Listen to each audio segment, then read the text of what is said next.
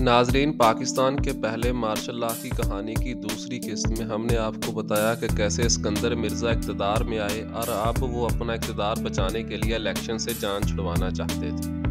नाजरीन, अगर आपने अभी तक इस सिलसिले की पहली और दूसरी किस्त नहीं देखी तो डिस्क्रिप्शन में दोनों एक साथ का लिंक मौजूद है, आप देख सकते हैं।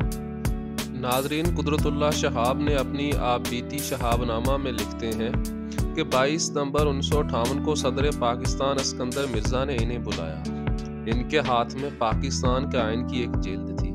उन्होंने इस किताब की तरफ इशारा करके कहा, तुमने इस ट्रैश यानी कूड़े को पढ़ा है? जिस आइन के तहत हलफ उठाकर वो कुर्सी सदारत पर विराजमान थे, इसके मुतल्लिक इनकी जुबान से ट्रैश का लफ्ज़ सुनकर मेरा मुंह खुले का खुला रह गया। 23 मार्च 1956 को मंजूर होने वाले जिस आइन को मिर्ज़ा साहब ने कूड़ा करार दिया था, वो आइन पाकिस्तान की दस्तूर साज असम्बली ने इन्हीं की वलवला अंगेज़ क़यादत में तैयार किया था। इस आइन के तहत पाकिस्तान बरतानिया उज़्मा की डोमिनियन से निकलकर एक खुद मुख्तार मुल्क की हैसियत से उभरा था और इसी आइन ने पाकिस्तान को इस्लामी जमहूरिया करार दिया था। लेकिन एक अड़चन ये थी कि इस आइन के तहत सदर का ओहदा वज़ीर आज़म से बरतर करार दिया गया था और इसमें 58(2)B किस्म की कुछ ऐसी शिक डाली गई थी कि सदर वज़ीर आज़म को किसी भी वक्त निकाल बाहर कर सकते थे। सिकंदर मिर्ज़ा ने शिक की इस शमशीर बरहना का बेदरेग इस्तेमाल किया। 1955 से लेकर 1958 तक 5 वज़ीर आज़म तब्दील हुए, जिनमें मोहम्मद अली बोगरा, चौधरी मोहम्मद अली, हुसैन शहीद सोहरवर्दी, आई चंद्रीगढ़ और फिरोज़ खान नून शामिल हैं। नाजरीन, सिकंदर मिर्ज़ा की सियासतदानों और आइन से नफरत की वजह थी 1959 के इलेक्शन, जिसकी सूरत में कभी इम्कान था कि वो सदर नहीं रहेंगे। बढ़ती हुई सियासी हंगामा अंगेज़ी को जवाज़ बनाकर बिल आखिर 7 अक्टूबर 1958 को सदर सिकंदर मिर्ज़ा ने 1956 के इसी आइन को मुअत्तल कर दिया, जिसके तहफ़्फ़ुज़ का हलफ उन्होंने उठाया था। मुल्क भर में मार्शल लॉ के नफाज का ऐलान कर दिया गया और सिकंदर मिर्ज़ा ने अयूब खान को चीफ मार्शल लॉ एडमिनिस्ट्रेटर मुकर्रर कर दिया। इस बारे में अयूब खान अपनी किताब फ्रेंड्स नॉट मास्टर्स में लिखते हैं, मैं 5 अक्टूबर को कराची पहुंचा और सीधा जनरल सिकंदर मिर्ज़ा से मिलने गया। वो लान में बैठे हुए थे, तलख, मुतफक्कर और मायूस। मैंने पूछा, क्या आपने अच्छी तरह सोच विचार कर लिया है सर? हाँ, सिकंदर मिर्ज़ा ने जवाब दिया। क्या इसके सिवा कोई और चारा नहीं? सिकंदर मिर्ज़ा ने जवाब दिया, नहीं, इसके सिवा कोई और चारा नहीं। मैंने सोचा, कितनी बदकिस्मती की बात है कि हालात इस मोड़ तक पहुंच गए हैं कि ये सख्त कदम उठाना पड़ रहा है, लेकिन इससे कोई मुफर नहीं था। ये मुल्क बचाने की आखिरी कोशिश थी। नाजरीन, इस गुफ्तगू के 2 दिन बाद 7 और 8 अक्टूबर 1958 की दरमियानी शब पाकिस्तान के पहले सदर जनरल सिकंदर मिर्ज़ा ने आइन मुअत्तल, असम्बलियाँ तहलील और सियासी जमातें कलअदम करार देकर मुल्क की तारीख का पहला मार्शल लॉ लगा दिया और इस वक्त के आर्मी चीफ अयूब खान को मार्शल लॉ एडमिनिस्ट्रेटर मुकर्रर कर दिया। चूँकि यह पहली कोशिश थी, इसीलिए इस अवलीन मार्शल लॉ में मेरे अजीज़ हमवतनों वगैरह के उन्वान से रेडियो पर कोई तकरीर नहीं हुई। बस टाइपराइटर पर लिखा एक फ़ैसला रात के 10:30 बजे साइक्लो स्टाइल करके अखबारों के दफ्तरों और सफारतखानों को भेज दिया गया।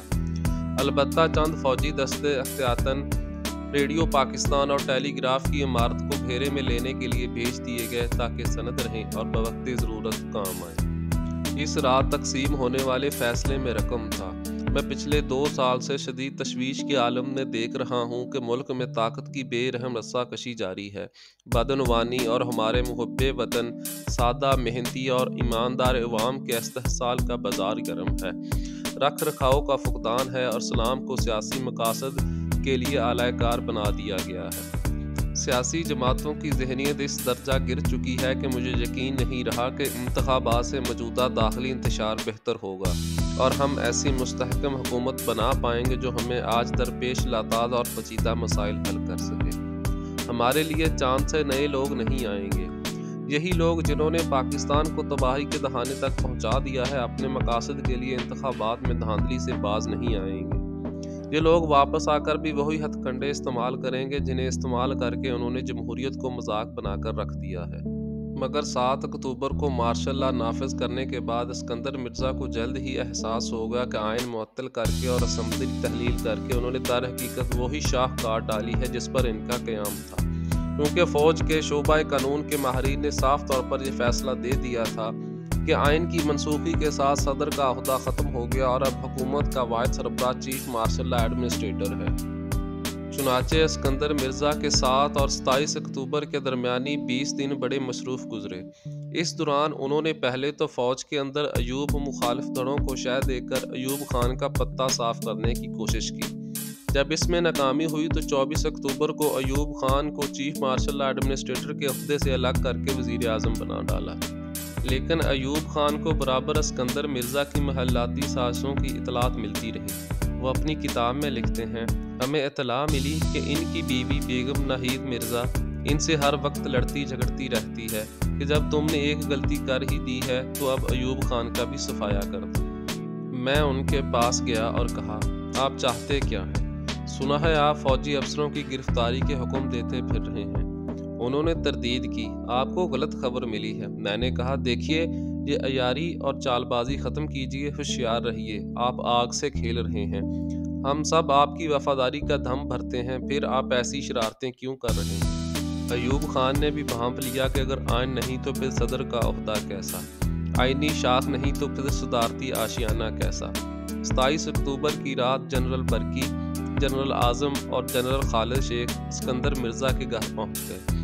मुलाजमों ने बहुत कहा कि साहब इस वक्त आराम कर रहे हैं, लेकिन जर्नैल इतनी आसानी से कहाँ टलते हैं।